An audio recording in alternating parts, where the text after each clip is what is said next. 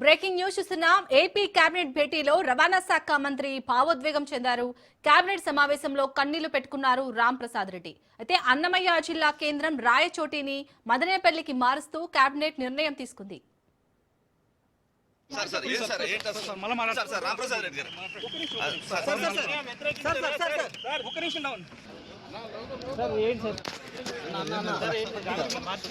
Sir చెప్తారు కదా, మళ్ళీ చెప్తారు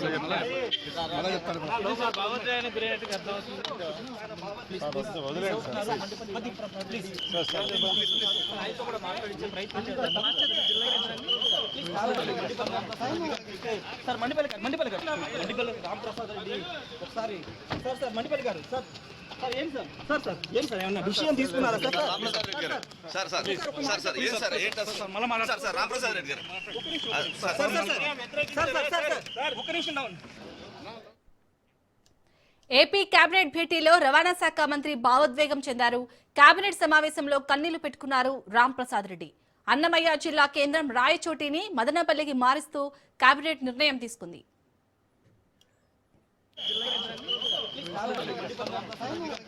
సార్ మండిపల్లి గారు రామ్ ప్రసాద్ రెడ్డి ఒకసారి సార్ మండిపల్లి గారు సార్ ఏం సార్ ఏమన్నా విషయం తీసుకున్నారా సార్? రామప్రసాద్ రెడ్డి గారు ఒక నిమిషం డౌన్. సార్ చెప్తారు కదా, మళ్ళీ చెప్తారు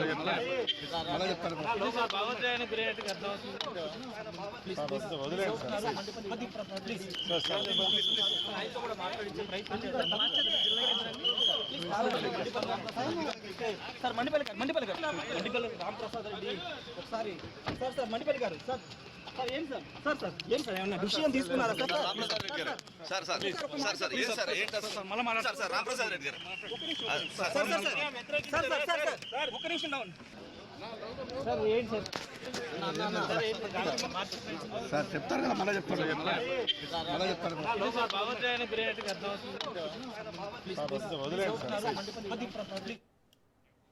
ఏపీ కేబినెట్ భేటీలో రవాణా శాఖ మంత్రి భావోద్వేగానికి గురయ్యారు. కేబినెట్ సమావేశంలో కన్నీళ్లు పెట్టుకున్నారు రామ్ ప్రసాద్ రెడ్డి. అన్నమయ్య జిల్లా కేంద్రం రాయచోటిని మదనపల్లికి మారుస్తూ కేబినెట్ నిర్ణయం తీసుకుంది.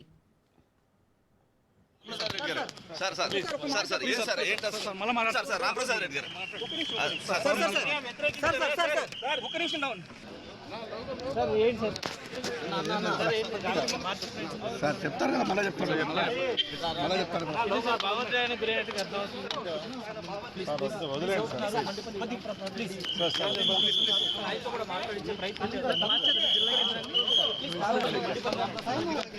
సార్ మండిపల్లి రైట్, ఇక ఇదే అంశానికి సంబంధించి పూర్తి డీటెయిల్స్ ని మా ప్రతినిధి సంతోష్ అందిస్తారు. సంతోష్, అసలు ఎందుకు రవాణా శాఖ మంత్రి భావోద్వేగానికి లోనయ్యారు? రీజన్ ఏంటి?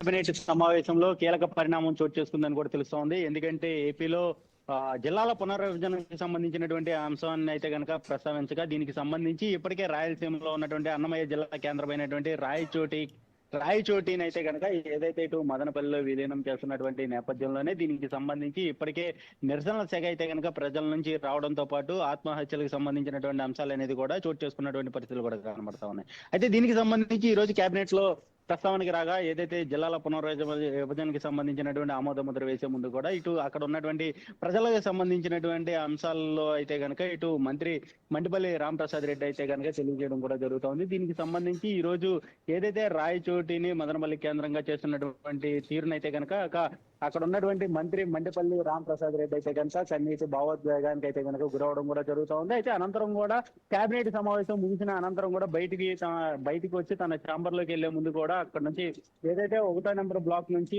తన ఛాంబర్కి వెళ్లే మార్గ మధ్యలో కూడా ఇటు తన భావోద్వేగానికి అయితే కనుక గురవడం కూడా జరుగుతుంది. అక్కడ మీడియా సైతం కూడా మనం ఏం జరిగింది లోపల అన్న దానిపై అయితే కనుక రాయచోటి అంశాన్ని అయితే కనుక ప్రస్తావించగా అయితే కనుక ఎటువంటి సమాధానం చెప్పకుండానే తన కన్నీటి పర్యంతాన్ని అయితే కనుక భావోద్వేగానికి గురవుతూనే ఇటు కారు ఎక్కడం కూడా జరుగుతోంది. ఏదేమైనప్పటికీ చూసుకున్నట్లయితే కనుక రాయచోటి నియోజకవర్గం నుంచి గెలుపొందినటువంటి రామ్ ప్రసాద్ రెడ్డి మంత్రి పదవిగా అయితే కనుక బాధ్యతలు చేపట్టడంతో పాటు ఇక దీనికి సంబంధించి రవాణా శాఖ మంత్రిగా అయితే కనుక ఉన్నటువంటి నేపథ్యంలోనే కీలకంగా ఈ యొక్క రాయచోటి రాయచోటితో పాటు ఏదైతే కొన్ని ఏరియాలను అయితే కనుక కొన్ని భాగాల్లో అయితే కనుక విలీనం చేస్తున్నటువంటి నేపథ్యంలోనే అంటే ప్రధానంగా అన్నమయ్య జిల్లాలో ఉన్నటువంటి ఈ యొక్క రాయచోటి కేంద్రం వెనకబడినటువంటి నేపథ్యంలోనే దాన్ని అభివృద్ధి చేసే దిశగా అయితే కనుక ప్రణాళికలు చేస్తాము అంటూ కూడా చంద్రబాబు నాయుడు ఎన్నికల హామీల్లో ఇచ్చినటువంటి నేపథ్యంలోనే తాజాగా చూసుకున్నట్లయితే కనుక ఇప్పుడు మదనపల్లికి తరలించడం పట్ల అయితే కనుక అక్కడ ఉన్నటువంటి ప్రజలు సైతం కూడా నిరసనలు అయితే వెళ్ళినటువంటి పరిస్థితులు కూడా కనబడతా ఉన్నాయి. వాటన్నిటిని కూడా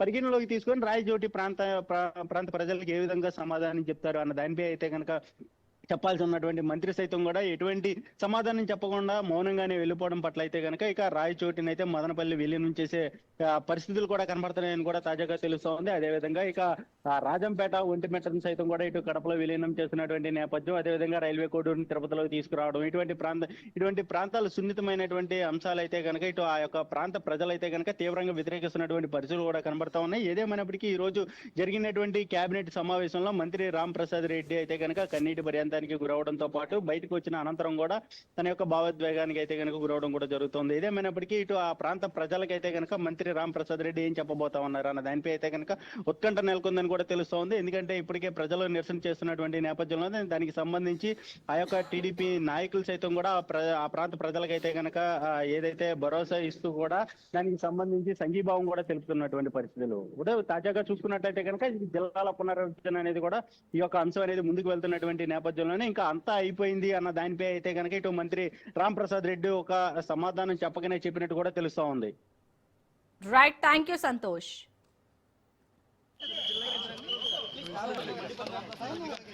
సార్ మండిపల్లి రామ్ ప్రసాద్ రెడ్డి ఒకసారి సార్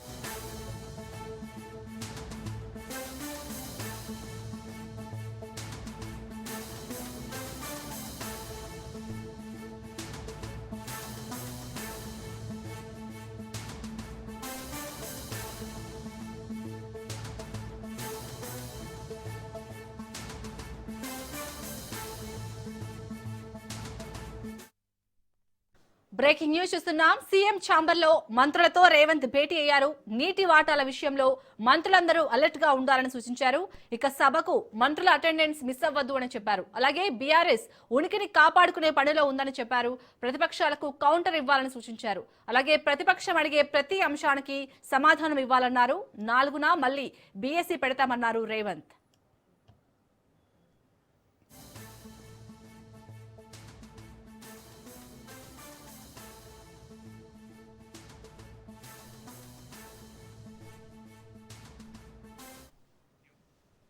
సీఎం ఛాంబర్ లో మంత్రులతో రేవంత్ భేటీ అయ్యారు. నీటి వాటాల విషయంలో మంత్రులందరూ అలర్ట్ గా ఉండాలని సూచించారు. ఇక సభకు మంత్రుల అటెండెన్స్ మిస్ అవ్వద్దు అని చెప్పారు. అలాగే బీఆర్ఎస్ ఉనికిని కాపాడుకునే పనిలో ఉందని అన్నారు. ప్రతిపక్షాలకు కౌంటర్ ఇవ్వాలని సూచించారు.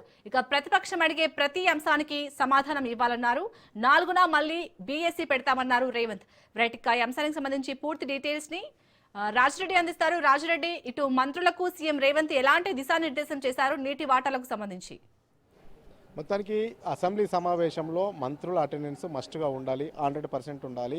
అంతేకాకుండా నీటి విషయంలో, కేటాయింపుల విషయంలో బీఆర్ఎస్ రాజకీయం చేయాలని చూస్తుంది. దాన్ని సమర్థవంతంగా తిప్పికొట్టాలి అనేది కూడా ముఖ్యమంత్రి రేవంత్ రెడ్డి మంత్రులకు దిశానిర్దేశం చేశారు. ముఖ్యంగా పాలమూరు రంగారెడ్డి ప్రాజెక్టు పైన ఏదైతే చేస్తున్నటువంటి ఆరోపణలు, అసత్య ఆరోపణలను తిప్పికొట్టాలి.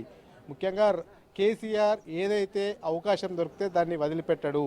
నీటి కేటాయింపుల మీద కూడా రాష్ట్ర వ్యాప్తంగా కేసీఆర్ ప్రచారం చేయాలని చూస్తున్నారు. అవన్నీ కూడా తప్పుడు ప్రచారాలు.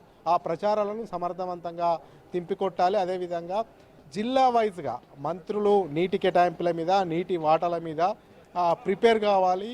మంత్రులు జిల్లా వైజ్గా ఎక్కడికక్కడ తిప్పికొట్టాలి అనేది కూడా ముఖ్యమంత్రి రేవంత్ రెడ్డి మంత్రులకు సూచించినట్టు తెలుస్తుంది. ముఖ్యంగా చూసుకున్నట్టయితే ప్రతిపక్ష పార్టీలు ఏదైతే క్వశ్చన్ రేజ్ చేసినా దానికి సమర్థవంతంగా ధీటుగా సమాధానం చెప్పాలి. ఎక్కడ కూడా ప్రజాప్రభుత్వము చేస్తున్నటువంటి సంక్షేమ అభివృద్ధి కార్యక్రమాల విషయంలో కూడా వెనుకకపోవద్దు. అదేవిధంగా బీఆర్ఎస్ నీటి కేటాయింపుల మీద పెద్ద ఎత్తున రాజకీయం చేయాలని చూస్తుంది. ఆ రాజకీయాలను తిప్పికొట్టాలి. కాంగ్రెస్ ప్రభుత్వం అధికారంలోకి వచ్చిన తర్వాత నీటి కేటాయింపుల విషయంలో ఎక్కడ కూడా తెలంగాణకు నష్టం కానీ, అన్యాయం కానీ జరగలేదని కూడా చెప్పాలి. ముఖ్యంగా మంత్రులతో పాటు ఎమ్మెల్యేలు, కాంగ్రెస్ సంబంధించినటువంటి ఎమ్మెల్యేలు అసెంబ్లీ సమావేశాలు జరిగే అన్ని రోజులు 100% అటెండెన్స్ ఉండాలి.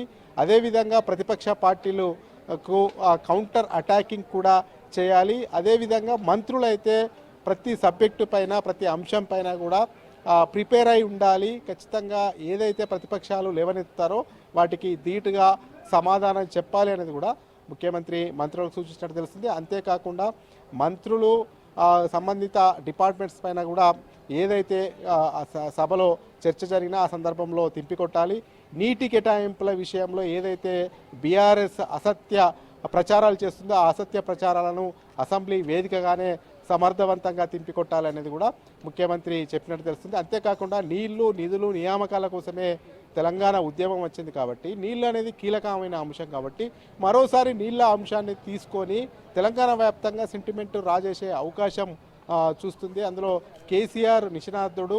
అంతేకాకుండా బీఆర్ఎస్ కూడా పెద్ద ఎత్తున నీటి అంశాలను వివాదంగా మార్చి కాంగ్రెస్ ప్రభుత్వము నీటి పంపకాల్లో వైఫల్యం చెందిందనేది కూడా విమర్శలు చేసే అవకాశాలు కనబడతాయి. కాబట్టి వీటన్నిటిని కూడా అసెంబ్లీ వేదికగా సమర్థవంతంగా ఎదుర్కొని ప్రజలకు జరుగుతున్నటువంటి వాస్తవాలను, ప్రజాప్రభుత్వం వచ్చిన తర్వాత ఏ రకంగా నీటి కేటాయింపులు చేశాము, ఏ రకంగా పాలమూరు రంగారెడ్డి ప్రాజెక్టును ఏ రకంగా బీఆర్ఎస్ ప్రభుత్వము 10 సంవత్సరాల అధికారం ఉండగా ఏ రకంగా నిర్లక్ష్యంగా చేసింది, అంతేకాకుండా 90 టీఎంసీలు ఆ పాలమూరు రంగారెడ్డికి సంబంధించి 90 టీఎంసీలకు తగ్గకుండా కాంగ్రెస్ ప్రభుత్వం ఉంటే కేవలం 45 టీఎంసీలు అనేది కూడా బీఆర్ఎస్ తప్పుడు ప్రచారం చేస్తుంది.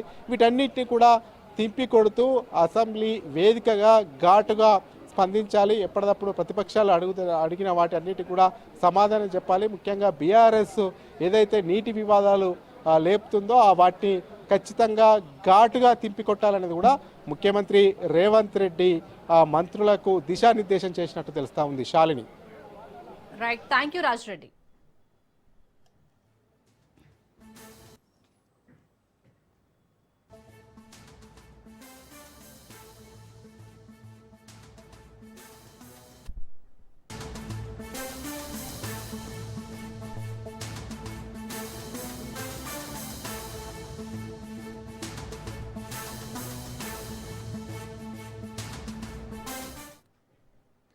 అమెరికాలోని కాలిఫోర్నియాలో జరిగిన రోడ్డు ప్రమాదంలో మహబూబాబాద్ జిల్లా గార్ల మండలానికి చెందిన 2 యువతులు మృతి చెందారు. గార్ల మీసేవా కేంద్ర నిర్వాహకుడు నాగేశ్వరరావు కుమార్తె మేఘన, ముల్కనూరు ఉప సర్పంచ్ కోటేశ్వరరావు కుమార్తె భావన కారులో యాత్రకు వెళ్తుండగా ఈ ప్రమాదం జరిగింది. ఉన్నత చదువుల కోసం వెళ్లి విగత జీవులుగా మారడంతో కుటుంబ సభ్యులు కన్నీరు మున్నీరవుతున్నారు. ఈ యువతుల మృతితో మండలంలో విషాద ఛాయలు అలుముకున్నాయి.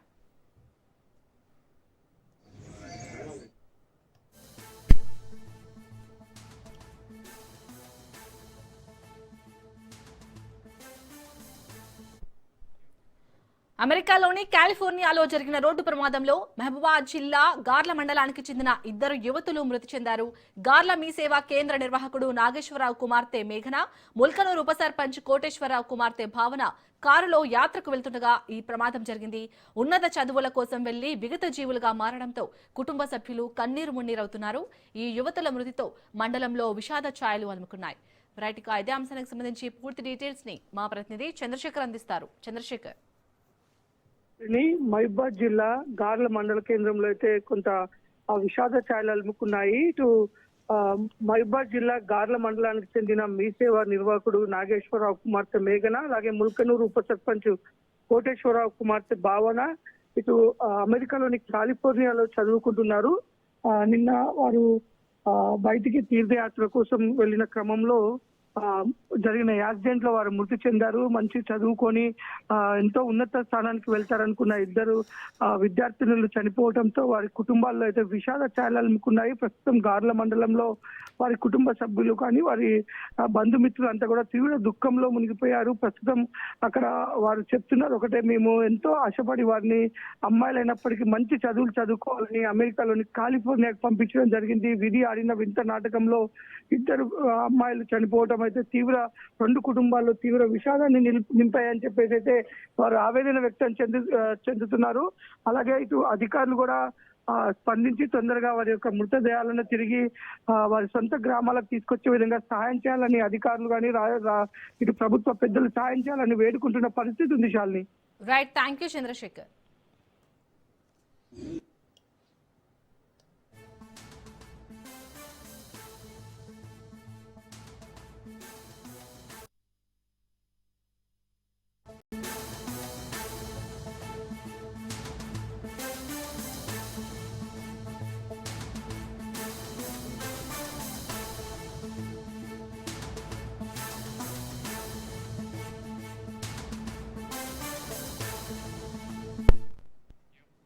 ఓ మహిళా కానిస్టేబుల్ ఆత్మహత్యా యత్నం చేసింది.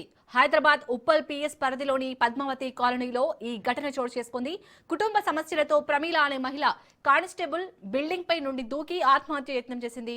తీవ్ర గాయాలు కావడంతో ఆసుపత్రికి తరలించారు స్థానికులు. Constable Pramila Nacharam police station లో విధులు నిర్వహిస్తున్నట్టు తెలుస్తోంది. కేసు నమోదు చేసుకున్న పోలీసులు దర్యాప్తు చేపట్టారు.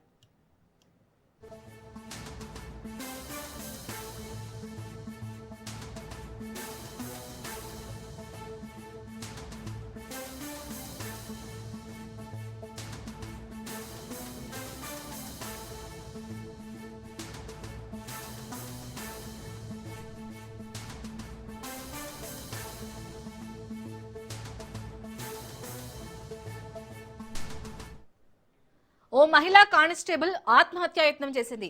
హైదరాబాద్ ఉప్పల్ పిఎస్ పరిధిలోని పద్మావతి కాలనీలో ఈ ఘటన చోటు చేసుకుంది. కుటుంబ సమస్యలతో ప్రమీల అనే మహిళా కానిస్టేబుల్ బిల్డింగ్ పై నుండి దూకి ఆత్మహత్య యత్నం చేసింది. తీవ్ర గాయాలు కావడంతో ఆసుపత్రికి తరలించారు స్థానికులు. Constable Pramila Nacharam police station లో విధులు నిర్వహిస్తున్నట్లు తెలుస్తోంది. కేసు నమోదు చేసుకున్న పోలీసులు దర్యాప్తు చేపట్టారు.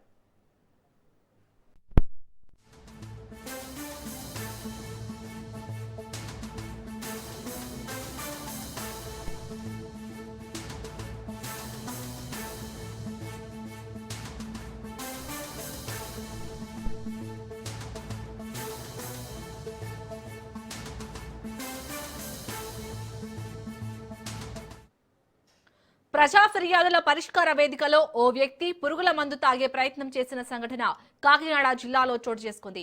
ఎన్నిసార్లు ఫిర్యాదులు చేసినా తన సమస్య పరిష్కారం కావడం లేదని జాయింట్ కలెక్టర్ ముందు పురుగుల మందు తాగే ప్రయత్నం చేశాడు కృష్ణమోహన్ అనే వ్యక్తి. దీంతో వెంటనే అప్రమత్తమైన అధికారులు అతని వద్ద నుండి పురుగుల మందు డబ్బా లాక్కున్నారు. తమ కాలనీలో అక్రమ నిర్మాణాలు ఎక్కువైపోయాయని టౌన్ ప్లానింగ్ డీసీపీ కృష్ణారావు వారికి అండగా ఉన్నారని కృష్ణమోహన్ ఆరోపించాడు. సమస్య పరిష్కారం కానప్పుడు ప్రజా ఫిర్యాదుల పరిష్కార వ్యవస్థ ఎందుకని అధికారులను ప్రశ్నించారు.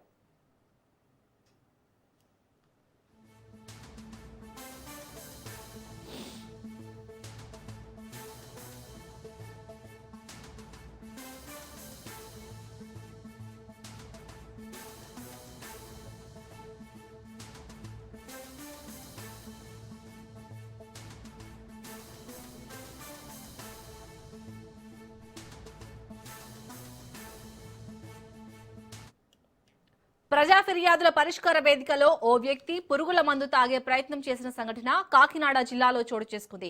ఎన్నిసార్లు ఫిర్యాదులు చేసినా తన సమస్య పరిష్కారం కావడం లేదని జాయింట్ కలెక్టర్ ముందు పురుగుల మందు తాగే ప్రయత్నం చేశాడు కృష్ణమోహన్ అనే వ్యక్తి. దీంతో వెంటనే అప్రమత్తమైన అధికారులు అతని వద్ద నుండి పురుగుల మందు డబ్బా లాక్కున్నారు. తమ కాలనీలో అక్రమ నిర్మాణాలు ఎక్కువైపోయాయని టౌన్ ప్లానింగ్ డీసీపీ కృష్ణారావు వారికి అండగా ఉన్నారని కృష్ణమోహన్ ఆరోపించాడు. సమస్య పరిష్కారం కానప్పుడు ప్రజా ఫిర్యాదుల పరిష్కార వ్యవస్థ ఎందుకని అధికారులను ప్రశ్నించారు.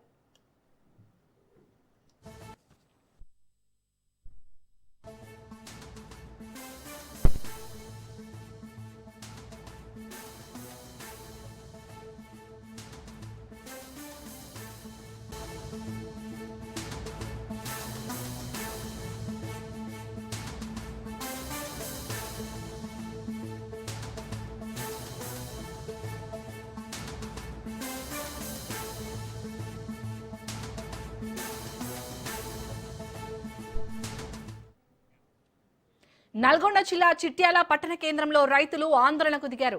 ఆన్లైన్ ప్రకారం పత్తి కొనుగోలు చేస్తామని మార్కెటింగ్ సీసీఐ అధికారులు చెప్పడంతో రైతులు ఆగ్రహం వ్యక్తం చేస్తూ ఆందోళన చేపట్టారు. స్లాట్ ప్రకారం కొనుగోలు జరపాలని రైతులు డిమాండ్ చేశారు. రైతుల నిరసనతో అక్కడికి చేరుకున్న పోలీసులు రైతులకు నచ్చజెప్పి సమస్యను పరిష్కరిస్తామని హామీ ఇచ్చారు.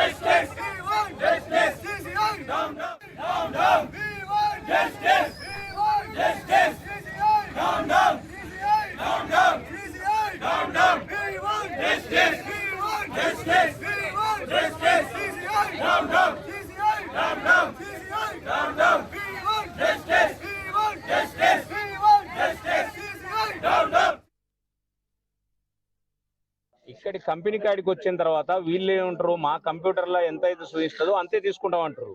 వేరియేషన్ చాలా వస్తుంది. 40 క్వింటాలు చేస్తే 15 క్వింటాలు చూపిస్తుంది. ఇక్కడ 40 వేసుకొచ్చిన 15 మళ్ళీ తక్కిన 25 మీరు రిటర్న్ తీసుకపోర్రి అని అంటారు. అప్పుడు రైతు ఎక్కడ పోవాలి? లేబర్ ఛార్జ్ ఏంది? ఒక 120 రూపాయలు ఒక అది కింటాకు. అది ఆ విధంగా చేసి మిల్లర్ది ఏం లేదు ఇక్కడ.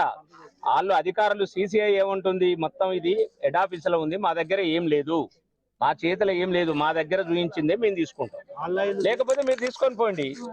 రైతులు నానా ఇబ్బందులు పడుతున్నారు. మరి ఘోరం ఇది. స్లాట్ సిస్టమ్ ఎప్పుడైతే వచ్చిందో రైతును కన్నీళ్లు పెట్టిస్తున్నారు తప్ప వేరే ఇంకోటి లేదు.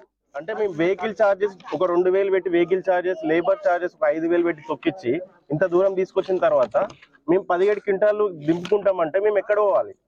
సగం దింపుకున్న తర్వాత మేము మళ్ళీ మధ్యలో మేము ఎక్కడ అమ్ముకోవాలి? ఇంకోటి ఈ ఇయర్ చాలా వర్షాలు పడి చాలా మంది స్ట్రగుల్ అయినాం రైతులు, ఓకేనా? ఇంకోటి రేటు కంఫర్టబుల్ పడుతుందంటే రేటు కూడా చాలా తక్కువ పడుతుంది. చాలా సఫర్ అవుతున్నాం. పొద్దున ఎప్పుడు 7 గంటలకు 8 గంటలకు తినకలే కూడా వచ్చినారు అందరు రైతులు. 12 క్వింటాలు ఫిక్స్ చేసినాం. ఇక్కడికి వచ్చిన తర్వాత 11 క్వింటాలు చేస్తుంది. ట్రాక్టర్ కిరాయి పెట్టుకొని, లేబర్ ఛార్జ్ పెట్టుకొని, బండి తీసుకొని తిరిగి అంత అయిపోయిన తర్వాత 11 క్వింటాలు తీసుకుంటా, మిగతా మళ్ళీ రిటర్న్ తీసుకోవాలంటారు. ఇవన్నీ ఛార్జీలు పెట్టుకొని ఇంటికి వచ్చిన తర్వాత మళ్ళీ రైతులు మేము అక్కడ ఎట్లా తీసుకోవాలి? డబ్బులు అన్ని ఖర్చు పెట్టుకొని ఆ పత్తి బండి ఇస్తుంటే చాలా గగనమైంది సంవత్సరం. వర్షాలు పడి అంతా నష్టపోయినాం. వీడికి వచ్చిన తర్వాత వీళ్ళు కొనే కాడ మాకు ఇంత ఇబ్బంది పెట్టారు. ట్రాక్టర్ కిరాయి, లేబర్ ఛార్జ్ అన్ని పెట్టిన తర్వాత 32 క్వింటాలు ఆయన స్టార్ట్ బుక్ చేశారు. ఓకే అయింది, స్క్రీన్ షాట్ తీసి పెట్టుకున్నాం. ఇప్పుడు వీడికి వచ్చిన తర్వాత కంప్యూటర్ లో కొట్టి వాళ్ళు 11 క్వింటాలు తీసుకుంటాం, మిగతా రిటర్న్ తీసుకోమని అని అంటారు. అతివృష్టితోని అనేక ఇబ్బందులు పడుతున్నటువంటి రైతాంగానికి మూలిగే నక్క మీద తాటిపండు పడ్డట్టుగా ప్రభుత్వ విధానాలు చాలా ఇబ్బందికరంగా ఉన్నాయి. పత్తి రైతులు మాత్రం మరీ రోడ్డున పడేటటువంటి పరిస్థితి ఉన్నది. ఇప్పటికే అప్పులు బాగా పెరిగినటువంటి రైతాంగం పెట్టిన పెట్టుబడులు వెళ్ళలేక చాలా ఇబ్బందులు పడుతూ పత్తి కొనుగోళ్ల కోసం CCI కేంద్రాలను సందర్శించినప్పుడు వాళ్ళకు అనేక అవస్థలు ఎదురవుతున్నటువంటి పరిస్థితి ఉన్నది. ఇక్కడి కంపెనీ కాడికి వచ్చిన తర్వాత వీళ్ళు ఏమంటారు, మా కంప్యూటర్లో ఎంత అయితే చూపిస్తుంది. భద్రాచలం దివ్యక్షేత్రంలో 2 రోజుల పాటు జరిగే తెప్పోత్సవం కార్యక్రమాలకు ఏర్పాట్లు సిద్ధం చేశారు. వైకుంఠ ఉత్తర ద్వార దర్శనానికి ఏర్పాట్లు చకచకా సాగుతున్నాయి. హంసవాహనంపైకి స్వామివారిని తీసుకువెళ్లేందుకు ర్యాంప్ పనులు సైతం వేగంగా జరుగుతున్నాయి. పనులు పూర్తయ్యాక అన్ని శాఖల ఆధ్వర్యంలో ట్రయల్ రన్ నిర్వహిస్తారు. అలాగే గత ఏడాది ప్రత్యేక ఆకర్షణగా నిలిచిన సాంస్కృతిక కార్యక్రమాలను ఈ ఏడాది 3 రోజుల పాటు ఏర్పాటు చేస్తున్నారు. ప్రత్యేక సిబ్బందితో పారిశుద్ధ్య పనులు చేయిస్తున్నారు అధికారులు. ఇప్పటికే తెప్పోత్సవ ట్రయల్ రన్ ని కూడా అధికారులు పూర్తి చేశారు. ఇదే విషయంపై మరింత సమాచారాన్ని మా భద్రాద్రి ప్రతినిధి నవీన్ అందిస్తాడు. దక్షిణ అయోధ్యగా పేరుగాంచినటువంటి భద్రాచల సీతారామస్వామి దేవాలయానికి సంబంధించి ఇటు తెప్పోత్సవం మరియు ముక్కోటి ఏకాదశికి సంబంధించి ఏర్పాట్లన్నీ కూడా ఇటు అధికారులు అయితే పూర్తి చేసిన పరిస్థితిలో ఉంది.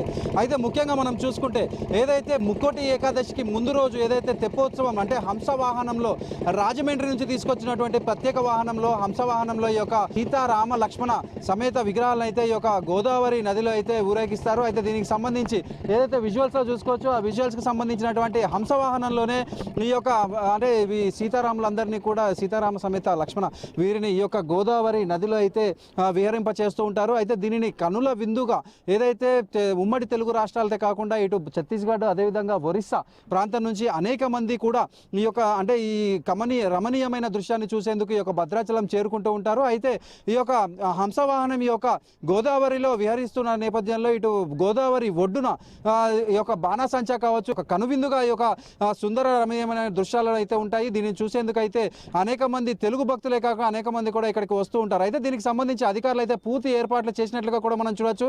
అదేవిధంగా జిల్లా కలెక్టర్ మరియు జిల్లా అధికారులు ఈ యొక్క దీనికి సంబంధించి ఏరు ఉత్సవాలు అంటూ కూడా చేస్తున్నారు. ఏరు ఉత్సవాల్లో భాగంగా ఇటు పర్యాటకాన్ని అభివృద్ధి చేస్తూ దానికి మరింత శోభను సంతరించేందుకైతే దీన్ని ఏరు ఉత్సవాలు చేస్తున్న పరిస్థితి కూడా ఉంది. మనం ఇప్పుడు విజువల్స్లో చూసుకుంటే ఏదైతే కరకట్ట ఒడ్డున ఉన్నటువంటి ప్రాంతం మొత్తంలో కూడా ఈ యొక్క హంసవాహనంతో పాటు ఏరు ఉత్సవాలు కూడా ఉన్న నేపథ్యంలో ఒక స్టేజ్ ఏర్పాటు చేస్తారు. ఈ స్టేజ్కు సంబంధించి ఒక సాంస్కృతిక కార్యక్రమాలు కావచ్చు, లేదు అనుకుంటే స్టాల్స్ ఏదైతే మహిళా శక్తి ద్వారా స్టాల్స్ కూడా ఏర్పాటు చేశారు. అదేవిధంగా ఇక్కడ ఏదైతే అంటే పర్యాటకానికి సంబంధించినటువంటి ఒక తెప్పలను కూడా ఈ యొక్క గోదావరి నదిలో అంటే వారు వచ్చినటువంటి పర్యాటకులు దీంట్లో విహరించేందుకైతే తెప్పల్ని కూడా ఏర్పాటు చేసిన పరిస్థితి కూడా ఉంది. దీనికి కూడా కేవలం 20 రూపాయలు మాత్రమే ఈ యొక్క వచ్చినటువంటి భక్తుల నుంచి తీసుకోవాలంటూ కూడా కలెక్టర్ ఆదేశాలు చేసిన పరిస్థితి కూడా ఉంది. అయితే మనం దీనికి తగ్గట్టే ఇక్కడ అంటే మనం విజువల్స్ బోటు చోదకులు కావచ్చు, లేకపోతే ఎవరు కూడా అధికారుల యొక్క ఆజ్ఞల్ని అంటే వారు ఎక్కడ కూడా తూచా తప్పకుండా వారు కేవలం 20 రూపాయలు మాత్రమే ఇక్కడ వసూలు చేస్తున్న పరిస్థితి కూడా ఉంది. అదేవిధంగా మనం చూసుకుంటే ఈ యొక్క భద్రాచలం దక్షిణ అయోధ్యగా పేరుగాంచినటువంటి భద్రాచలంలో శ్రీరామనవమికి ఎంతైతే ప్రాముఖ్యత ఉంటుందో శ్రీరామనవమితో పాటు ముక్కోటి ఏకాదశికి కూడా అదే రేంజ్లో ఈ యొక్క భక్తులు అయితే ఈ యొక్క భద్రాచలం చేరుకుంటూ ఉంటారు, రాముడి వారి దర్శనం చేసుకుంటూ ఉంటారు. అయితే ఇక్కడ భద్రాచలంలో ఈ యొక్క అధ్యయనోత్సవాలలో 9 రోజులు కూడా 9 అవతారాల్లో ఈ యొక్క దేవుడు దర్శనమిస్తూ ఉంటారు. ఈ 9 అవతారాలకు సంబంధించి 9 రోజుకి సంబంధించి ముక్కోటి ఏకాదశి ఉత్తరాధార దర్శనం ఇస్తారు. ఉత్తరాధార దర్శనం అంటే స్వర్గానికి తలుపులు తెరుచుకోవడమే అంటూ కూడా కొంతమంది విశ్వాసం ఉన్న నేపథ్యంలో ఈ ఉత్తరాధార దర్శనానికి సంబంధించి ఇక్కడికి అనేక మంది భక్తులు వచ్చి రాముడి దర్శనం చేసుకుంటూ ఉంటారు.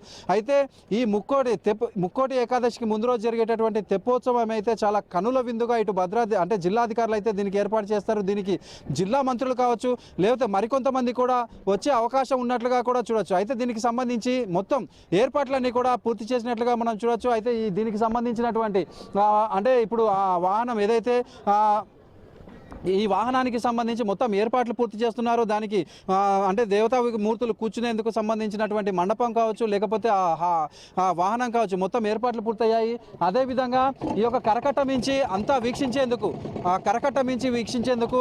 మెట్లు కావచ్చు, మెట్లకు సంబంధించి అదేవిధంగా ఇప్పుడు మనం విజువల్స్లో చూసుకుంటున్నాం, మెట్లన్నీ కూడా ఏర్పాట్లు పూర్తి చేశారు. అదేవిధంగా ఈ సాంస్కృతిక కార్యక్రమాలకు సంబంధించి అన్ని విధాలు అయినటువంటి ఏర్పాట్లు చేస్తున్నాడు. ఇటు విద్యార్థులు కావచ్చు, లేకపోతే భద్రాచల యువత, అదేవిధంగా భద్రాచల ప్రజలందరూ కూడా ఇక్కడ పార్టిసిపేట్ చేసే విధంగా ఈ అధికారులు అయితే చర్యలు తీసుకున్నట్లుగా కూడా చూడవచ్చు. అదేవిధంగా మనం చూసుకుంటే ఒక స్టేజ్ని కూడా ఏర్పాటు చేసిన పరిస్థితి కూడా ఉంది. ఈ స్టేజ్ ద్వారానే ఈ యొక్క సాంస్కృతిక కార్యక్రమాలు అన్నీ కూడా నడుస్తాయి.